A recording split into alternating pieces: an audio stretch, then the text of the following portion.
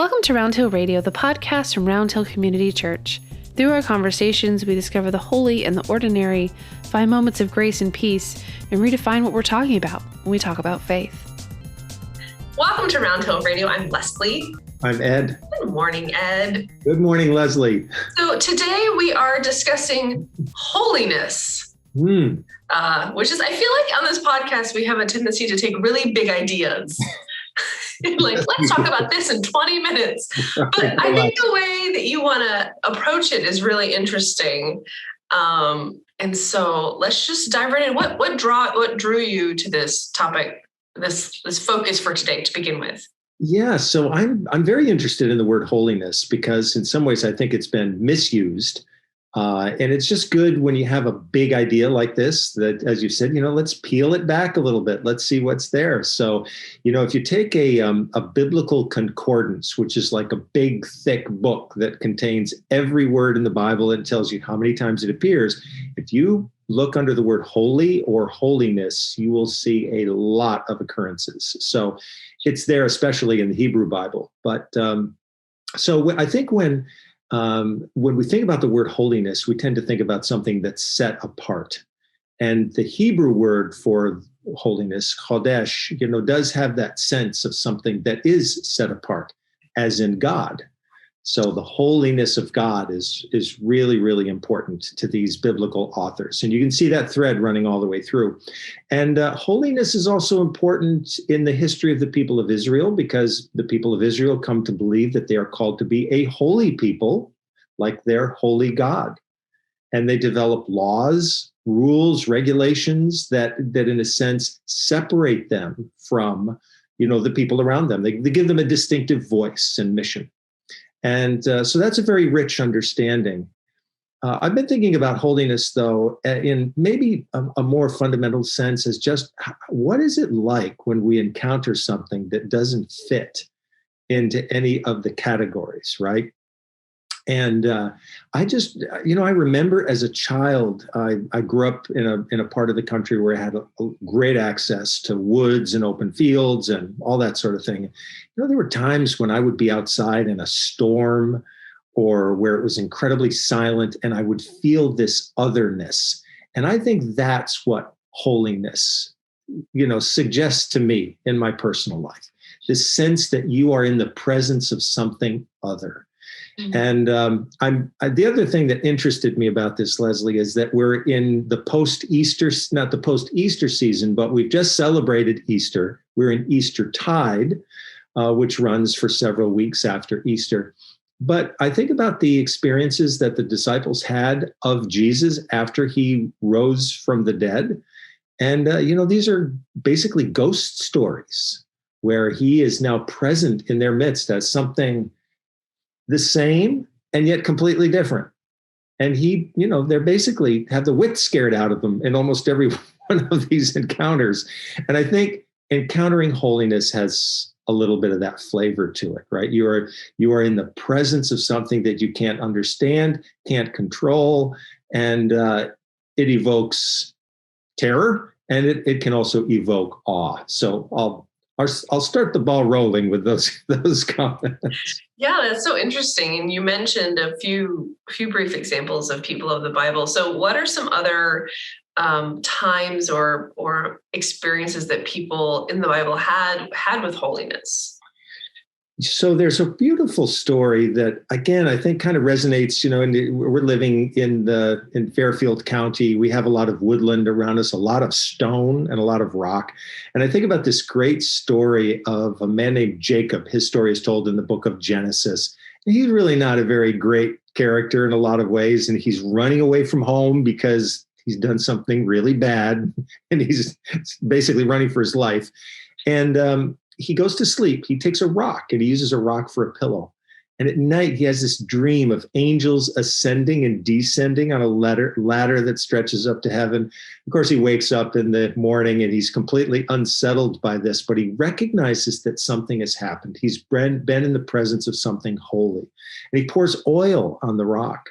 And in a sense, he creates an altar there. which is really an interesting thing, right? And people still do this to this day. They may not pour oil on a rock, but they'll set rocks up in like a little small cairn if something has happened somewhere that they want to remember.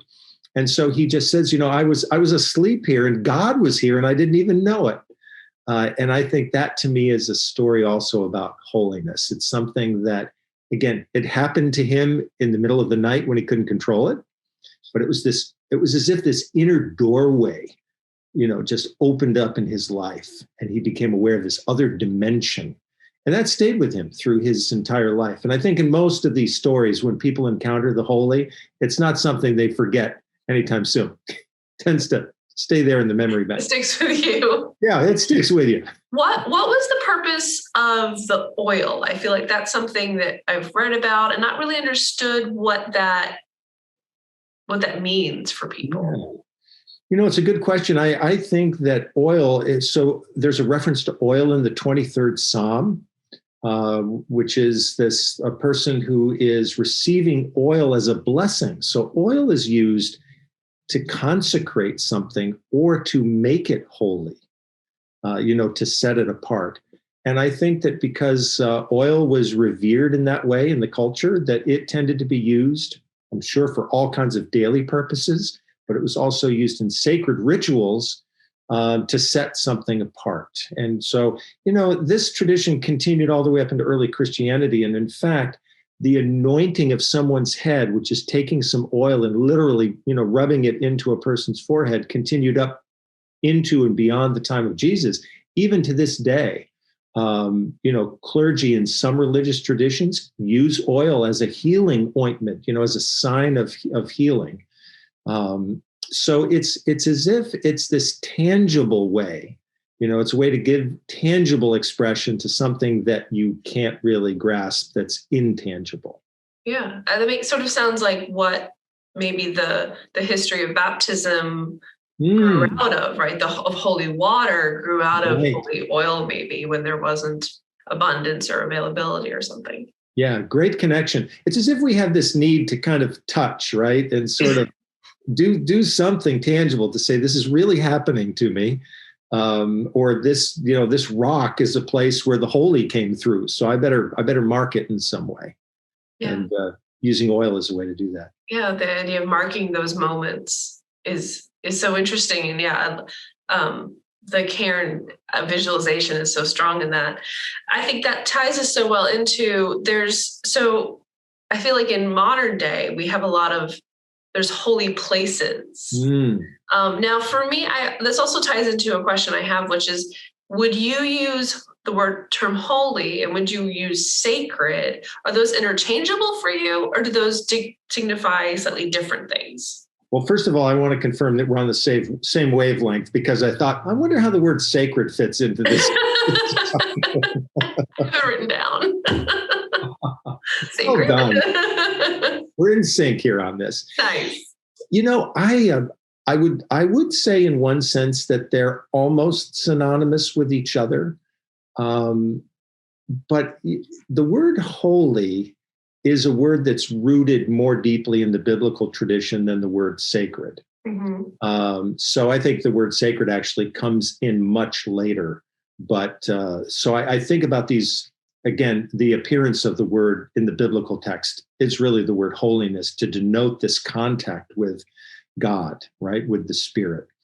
But we also do choose to set apart certain kinds of music as sacred music. And I think that's a really fascinating question. What makes a piece of music sacred as opposed to not being sacred? And or what makes one place sacred as opposed to not being, sacred? And just a quick thought, and I'd love to hear your thoughts on this musical question. But we still refer to the Holy Land in Israel today, right? So what's fascinating to me about the word holiness is that as soon as you use it about something, you might be implying that something isn't holy, right? That it's unholy. And I think that, over the years, people have shared with me the idea that all places can be sacred places. They can all be holy places. What makes them unholy is when we desecrate them. Mm. So they start holy. They start as sacred places, but then our use either affirms that or it denies it. And I have found that very helpful. That's an idea that I'm stealing, by the way, from a poet and a farmer by the name of Wendell Berry. And I think his view, he lives in Kentucky, and his view that all land is sacred. We're the ones who damage it, right? So anyway, what about sacred music? I want to hear. Well, so I have so many thoughts. I'll start with sacred music since you asked. For me, I mean, as a student of the literal Institute of Sacred Music, I think there's a very literal definition, which is that music that was written for the church. So the subject is God and holiness or religious faith-based music, and was written for this specific thing. Not to say that music we set apart in our own lives can't be holy and sacred in its own ways. But I wonder if there's like a capital S and a lowercase s demarcation there. What you were saying before really made me think, and I'm going to float an idea past you. I wonder if we're trying really hard to say that maybe holy and sacred might be slightly different. It strikes me that maybe a holy place is a place that the divine has appeared or created or made itself known, where that is set apart by the divine. And a sacred place is set apart by us, by we've had something happen, or sacred to me feels very personal. It feels like that's a sacred space for me. I set that apart. Yes. I don't feel like I have the power to call something holy, but I feel like I have the power in my own circle to call something sacred. Sacred to, I feel like there's like the missing rest of the phrase, sacred to me, right? So something sacred feels very personal. Holy feels more universal. Right. Just blowing that past you. That's strictly my own little definition. I think it's a great definition. I think it's really intriguing to distinguish them in that way. I've heard people say, if their homes were broken into and they lost something, usually the word they will use is, that thing was sacred to me. The phrase that you used. They wouldn't have said holy. Right. So I like the way that you're distinguishing those things. I think it is important to have a distinction, because the world that we describe as being holy is one, from a biblical standpoint, I think, through the stories that have accumulated over the years, it's not something over which we have control. So like Moses says to God in the book of Exodus, when they meet for the first time next to this bush that's burning but not burning, it's a very unreal kind of episode, but he wants to know God's name. And God basically says, I will be what I will be. Like, don't ask my name, okay? That's as good as it's going to get. Right. But that's because God doesn't want to be controlled. God doesn't want to reveal a name that Moses can use to have any kind of control. So, but if Moses had set up a cairn there, if he'd set up some rocks in a certain way, he might have called that a sacred place. And I noticed that now that you raised this, I think it's a really great thought, Leslie. When I read books about spiritual retreats, they will talk about sacred places. And I think over time, these are places that have become sacred because of the way we have used them. Now, maybe somebody had an encounter with the holy initially, and then over the years, this becomes then a sacred place because of the way that pilgrims have chosen to use it. And I think about the island of Iona off the coast of the west coast of Scotland. It's been affiliated with Christianity, or, recognized as being the launching pad for Christianity in Scotland since the year 563. I think, tens of thousands of people go to Iona every year, this little tiny island because they're drawn to it. And in a sense, they're drawn to the possibility of an encounter there. They're hoping that something will, the veil will be withdrawn and they'll have this encounter with the elusive presence. But great thought. I love this. It's making me think a lot about the interplay of these two words. Thanks. Well, it actually your comment leads us so well into my last question for today. So listeners of our podcast will have heard our introduction we use every week to help describe sort of our little mission statement, our centering statement. And there's the phrase of finding holy in the ordinary. Right. We say that every week on every podcast. And I think what you were saying, we're trying to find something large at Iona. So what are those little moments of holiness that we can find in our lives? So I think there's a couple of cues that we can take from the stories about the encounters that Jesus' disciples have with him after he's resurrected. One of the first encounters, he comes into their midst and he actually shows them his wounds. So he's a resurrected body. As one scholar has said, he's the same Jesus, but he's completely different. And yet he still has the wounds in his body. And that story has been so powerful for people over the centuries who have themselves either been wounded, either in terms of their physical being or in terms of their intellectual or their mental process in some way.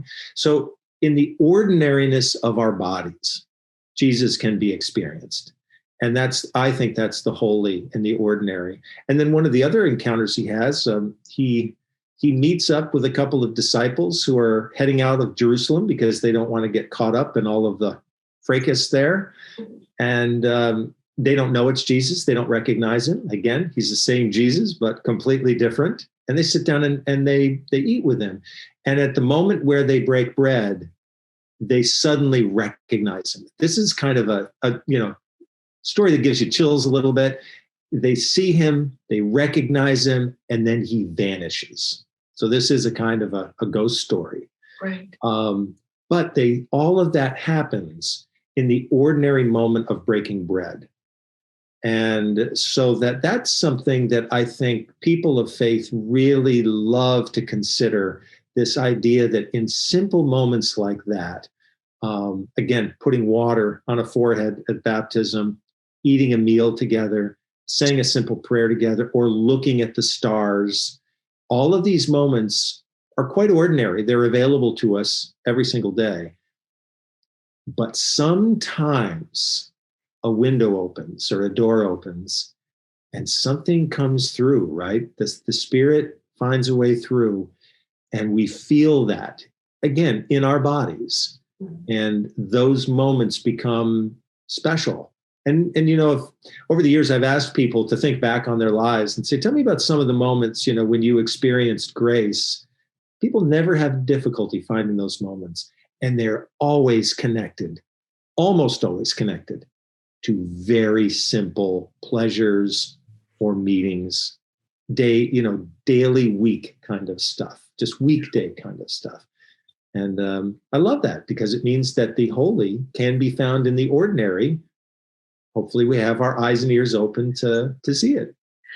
Well, that makes me think about a little liturgical nerd moment I was thinking about this morning, which is at that moment of breaking bread in the Eucharist, right? We have what's called the Sanctus bells. Yes.